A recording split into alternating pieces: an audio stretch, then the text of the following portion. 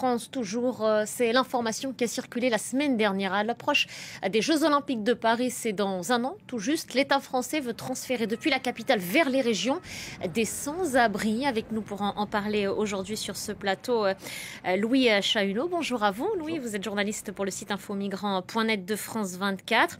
Cette information a fait polémique.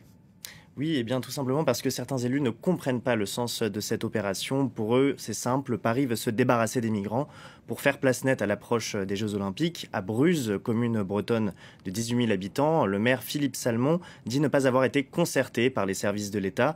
Il critique aussi le choix du terrain qui jouxte une voie ferrée et qui serait pollué par les hydrocarbures et les métaux lourds. Enfin, il affirme que les futurs occupants du centre d'accueil ne viendraient pas par choix. Sur ce point, le gouvernement assure que seuls les volontaires sont concernés. Est-ce qu'il y a vraiment un lien établi, Louis, entre le déplacement, l'écartement, on va l'appeler comme on peut, de ces sans-abri et les Jeux Olympiques 2024 ? Alors c'est un peu plus compliqué que ça. Pour bien comprendre cette information, il faut remonter quelques mois en arrière. Cet hiver, les associations et l'État ont tenu des réunions de crise pour tenter de soulager le dispositif d'hébergement d'urgence qui est saturé. En Île-de-France, sur les 100 000 places disponibles, la moitié dépendent des hôtels sociaux du 115. Or, une partie de ces places n'est plus disponible depuis la reprise de l'activité touristique à l'été 2021.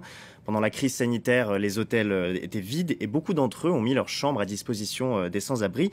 Mais depuis la fin du Covid-19, certains se sont retirés du dispositif pour accueillir des touristes ou tout simplement pour effectuer des travaux à l'approche de la Coupe du Monde de rugby 2023 et des Jeux Olympiques. Résultat, ce sont près de 5 200 chambres qui ont été perdues sur la seule année 2022, soit un dixième des places attribuées par le 115.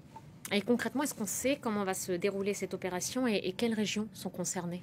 Alors oui, concrètement, tous les jours depuis début avril, lors des maraudes par exemple, le SAMU social et les associations proposent aux sans-abri d'aller dans ces sas d'accueil temporaires. Ce sont de petites structures de 50 places maximum qui effectuent une rotation toutes les 3 à 4 semaines.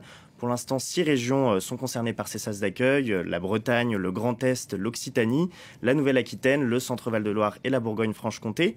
Près de 450 personnes ont déjà été transférées dans ces structures qui devraient compter à terme près de 3600 places. Une fois accueillis dans ces centres, les sans-abri bénéficient d'un diagnostic social qui permet de les orienter dans des hébergements plus adaptés à leur situation personnelle.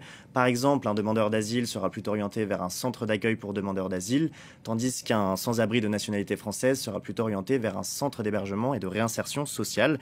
À l'issue de ce diagnostic, certains sans-abri pourront rester en région, tandis que ceux qui le souhaiteront pourront revenir à Paris. Une chose est sûre, ce dispositif doit fermer ses portes d'ici la fin de l'année 2024. Alors orienter ces sans-abri en région, est-ce que c'est la meilleure solution pour le gouvernement ?